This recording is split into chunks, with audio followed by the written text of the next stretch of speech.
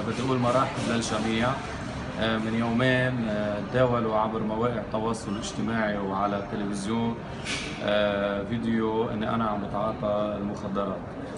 أول شيء هيدا الفيديو من 5 6 سنين، وهذا الفيديو تحقق فيه، وأنا طلبت إني أنا يعملوا لي وقتها كل الفحوصات، وانا بوقتها برضا امي وبرضا بيي وبرضا ربنا. وقت التجأت لابونا مروان خوري قلت له انه انا جروني لهيك قصه وانا ما كنت اعرف فيها من قبل، وهيدي كانت اول طلعتي، وكل انسان بيتعرض منها، وكل انسان ما في فوق راسه خيمه. بدي اقول للكل انه ان شاء الله يا رب يتعلموا من هيدا الشيء اللي صار معي، انه ما ينجروا لهيدي القصص وما يتورطوا بهي القصص، لانه هيدي القصص بتأذيهم.